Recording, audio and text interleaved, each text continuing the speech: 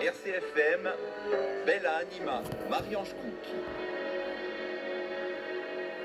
Nous retrouvons Marie-Ange Cook, Psynos Formation, Marie-Ange, Bella Anima, qui vous donne des conseils. Bonjour Marie-Ange. Bonjour Valérie.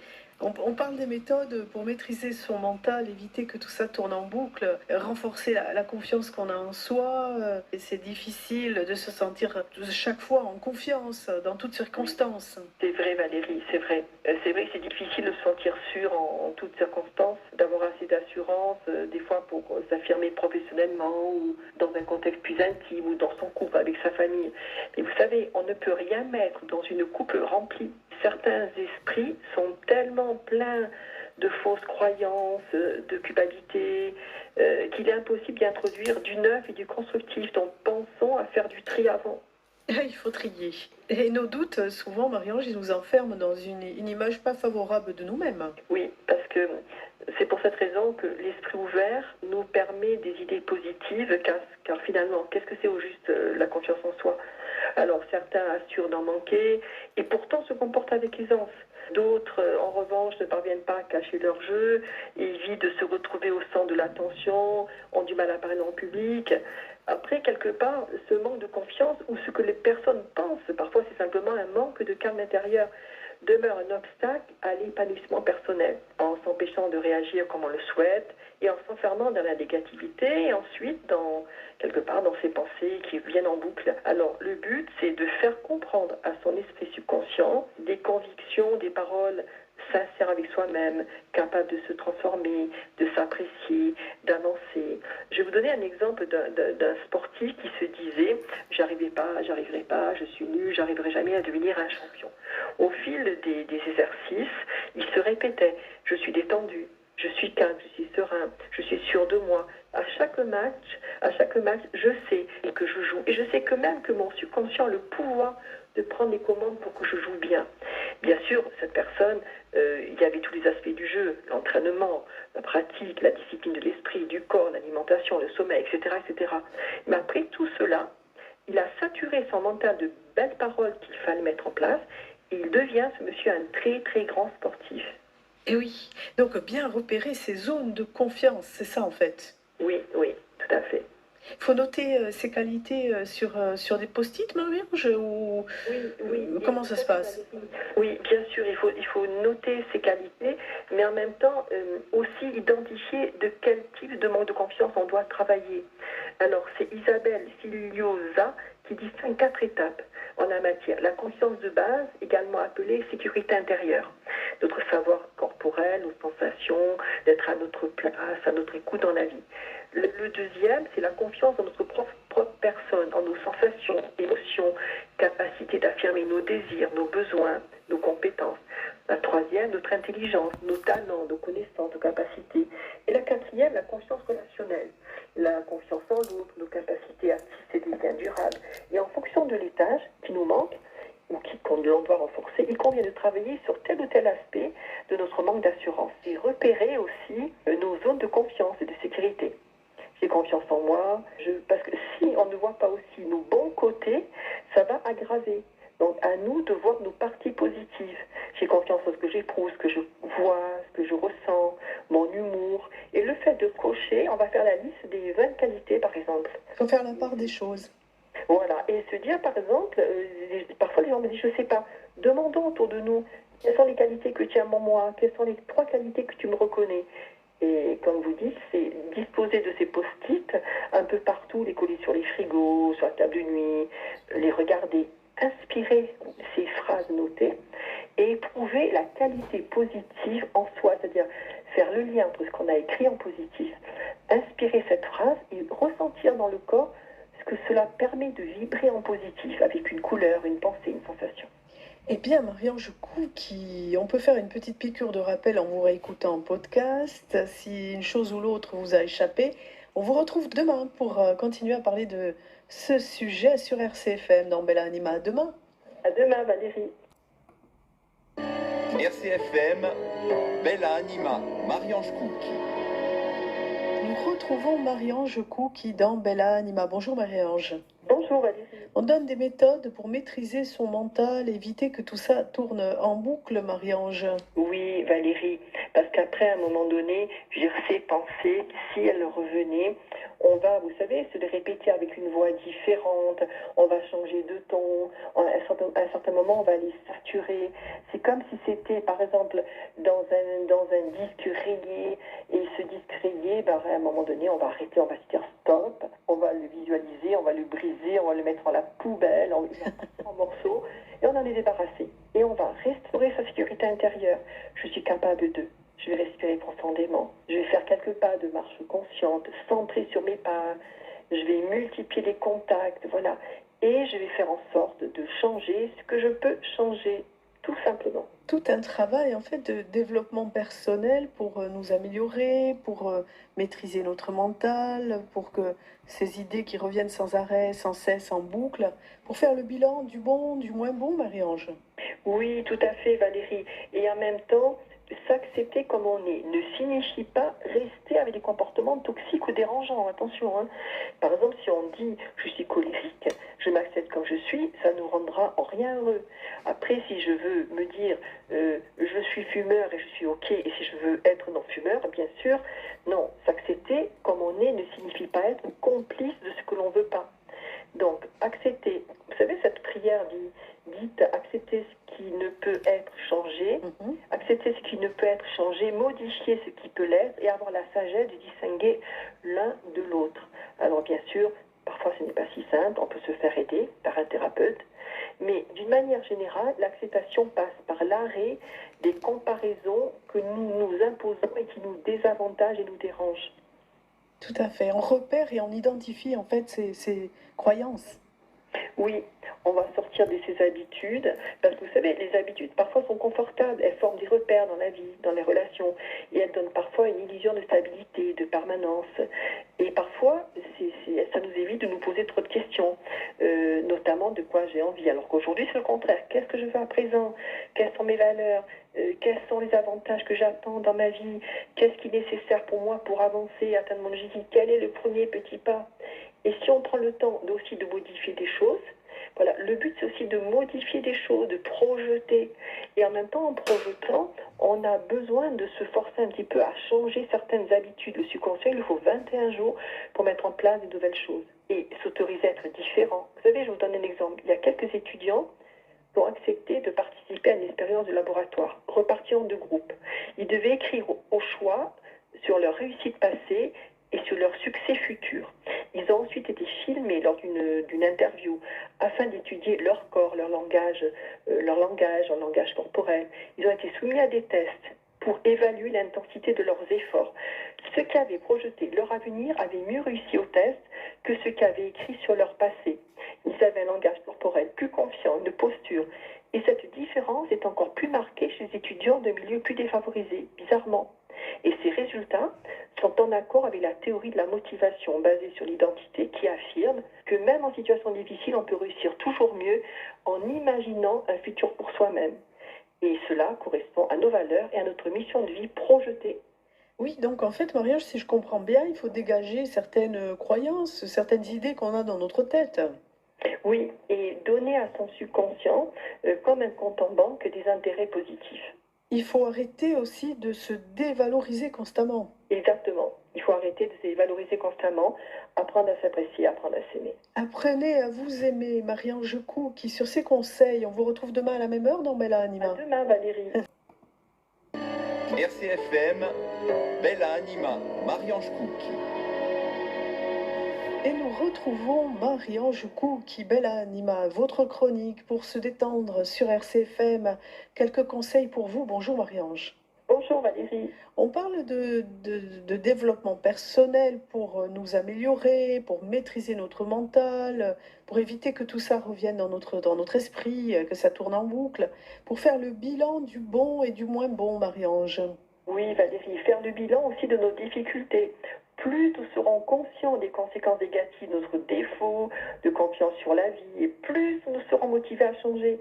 Donc pour cela, nous devons identifier nos comportements et attitudes qui découlent soit d'un manque de motivation, soit d'un manque de confiance, et voir comment cela nous limite. Donc ayant un regard différent, posons-nous les questions suivantes. Qu'est-ce qui serait différent dans ma vie si je faisais différemment, qui serais-je aujourd'hui? Et aussi de connaître les bénéfices secondaires pour comprendre pourquoi nous agissons ainsi. Car si la peur gouverne nos pensées, nos sensations, nos réactions, plus nous allons avoir de la confiance et de la paix, et plus disparaîtront les inquiétudes qui suscitent la contrariété. Et plus on aura plus de place dans notre esprit pour mettre en place des choses plus positives. Si je vous suis bien, Marie-Ange, s'accepter comme on est, c'est-à-dire accepter ce qui peut pas être changé, modifier ce qui peut l'être, si j'ai bien suivi, et garder sa personnalité, avoir assez de hauteur pour distinguer une chose de l'autre, en fait. Oui, tout à fait Valérie. Et en même temps, repérer, en étant honnête, pister les bénéfices secondaires. Exemple, euh, c'est une chose de savoir ce que l'on fait, mais en même temps, on a mis en place parfois certains mécanismes. Et parfois, l'intérêt de ne pas réussir, c'est ce qui peut nous arranger d'une certaine façon. Donc, à nous de voir un petit peu, faire ce constat. Qu'est-ce que je décide? Est-ce que je vais conserver ce manque de choses avec les avantages que ça nous apporte de ne rien faire, donc de ne pas réussir ou de ne pas se louper, et se dire, qu'est-ce que je fais? Je reste comme ça, j'évite de monter en première ligne, j'évite de faire certaines tâches que j'aime pas mais qui me permettraient d'avancer, ou est-ce que je décide de m'en libérer? C'est-à-dire que l'esprit, c'est un principe. Pensez au bien et le bien suivra. Ah, très bien. Écoutez, en fait, ses besoins. Oui, écouter ses besoins, repérer ses croyances, quelles sont les croyances sur lesquelles je base mon manque de confiance, de motivation. Quelque part, il faut savoir que l'entourage perçoit les signaux que nous envoyons consciemment ou inconsciemment.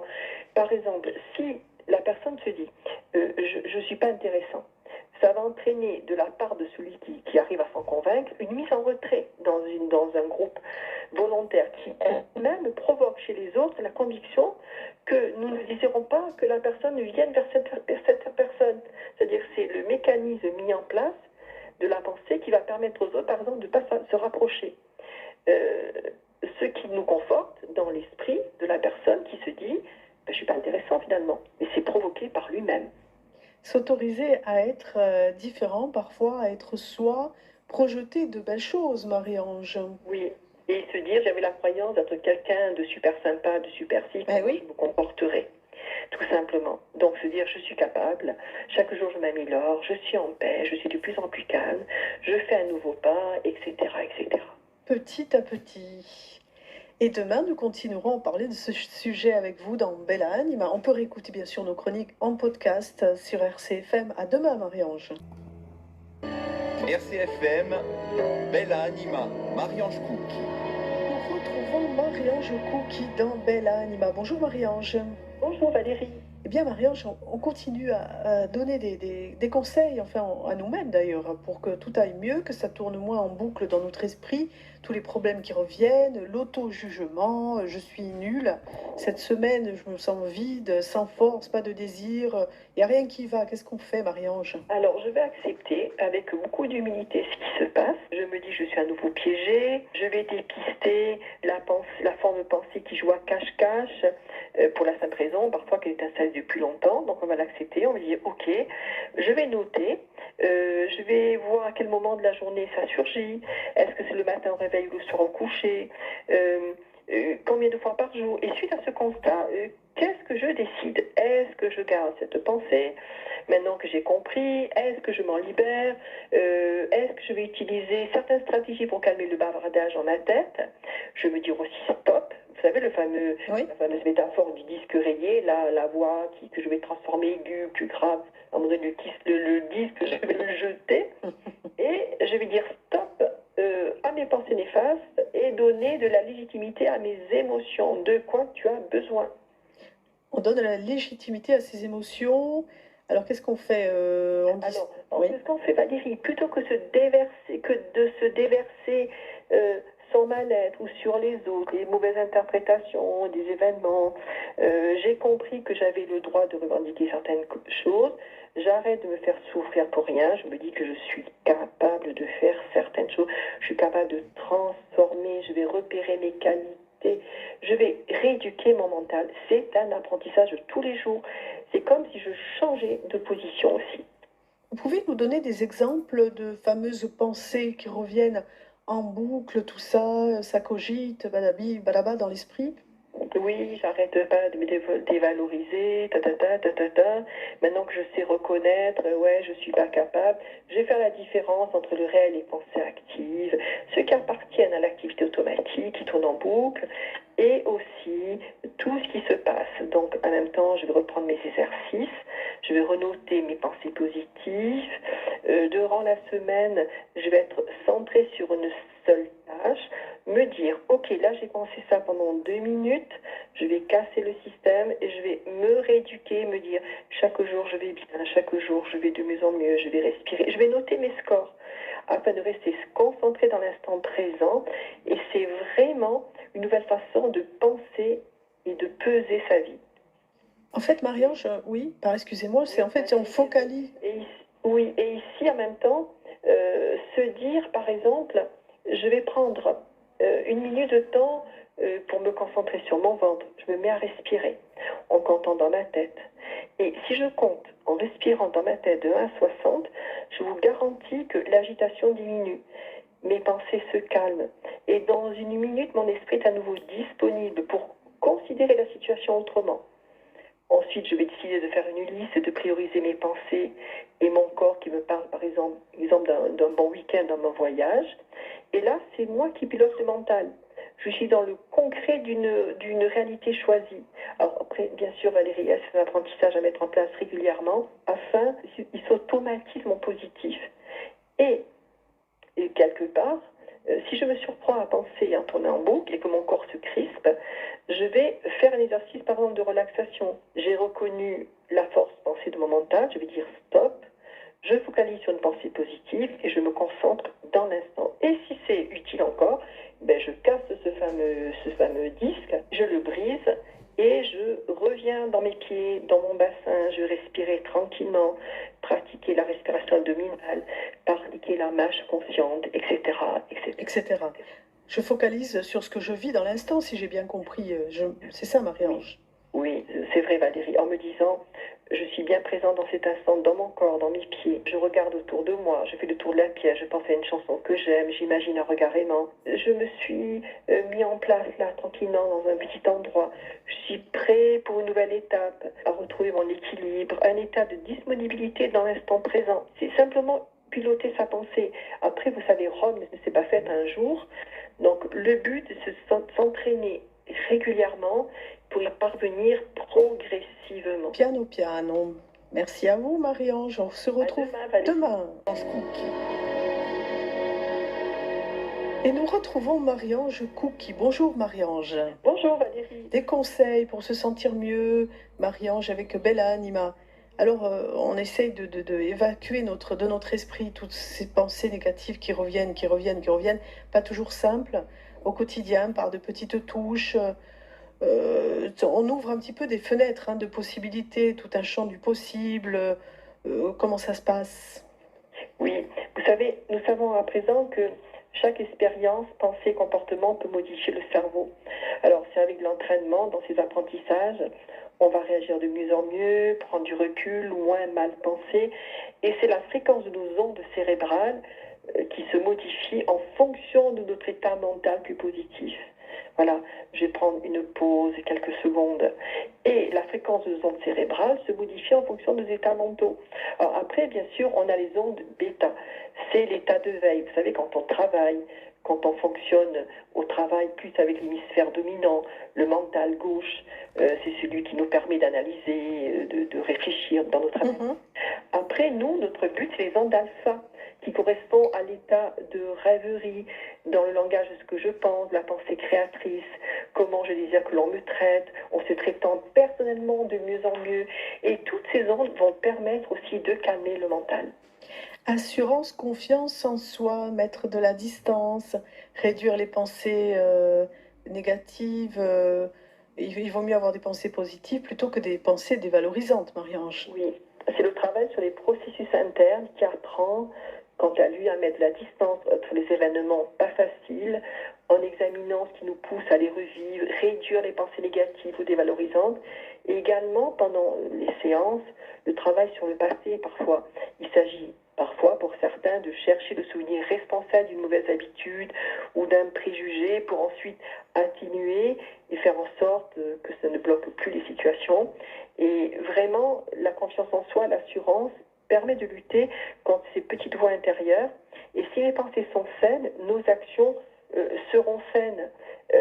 S'il est impossible qu'une pensée négative engendre une action juste, c'est-à-dire que la pensée négative, ça va être comme un grain de semence non viable. On ne peut pas produire un pommier. C'est-à-dire si on met une pensée positive, on va produire des belles fleurs, des belles choses, des belles métaphores, des belles pensées, un beau futur. Assurance, confiance, abandonner certaines croyances fausses d'ailleurs, Marie-Ange. Oui, ce sont des outils, Valérie, qui peuvent nous permettre d'abandonner des culpabilités, modifier certains programmes, dépasser certaines culpabilités inutiles et vraiment des mises en situation qui sont comme des clés, des boîtes à outils pour mieux communiquer aussi avec soi-même et qui nous permettent d'appréhender différemment certaines situations, de positiver personnellement, professionnellement bien sûr, et accepter l'instant présent pleinement. Accepter ce qui est, vivre pleinement l'instant présent, Marie-Ange. Alors, le cerveau, on parle du cerveau, c'est là que ça se passe. Hein. Oui, tout à fait, Valérie. Et vous savez, accepter ce qui est, être de moins en moins dans la plainte ou le ressentiment, changer de point de vue, se dépasser, être pleinement dans le conscient, parfois aussi éviter d'en vouloir aux autres, pardonner. Voilà, c'est tout ce travail aussi pour s'apprécier, mieux s'aimer. Et vraiment, c'est l'approche intégrative de ces différentes techniques, je pense indispensable aujourd'hui pour accompagner efficacement une personne, soit dans la thérapie, soit dans le développement personnel. Et comme vous dites, le cerveau, oui, bien sûr, le cerveau, il change avec chaque nouvelle pensée. Chaque nouvel apprentissage, chaque expérience qu'on ajoute à notre vie, c'est un organe plastique complexe, fascinant, qui peut être notre meilleur allié. Il peut avoir une influence positive sur un processus d'auto-transformation. Certains parlent même d'auto-guérison qui peut nous permettre d'appliquer de nouvelles façons de faire, de nouvelles approches mentales, de nouvelles pensées d'être et de faire. Et je pense qu'en utilisant cette nature de notre esprit, toute conscience, on va se donner, s'accorder la possibilité de donner à nos pensées inspirantes et créer du positif dans ce que l'on souhaite vraiment vivre. Marie-Ange, on termine cette thématique, on peut la réentendre à volonté dans Bella Anima et on abordera un autre sujet à partir de lundi. Oui, Valérie, à très bientôt. À très bientôt, bonne journée Marie-Ange.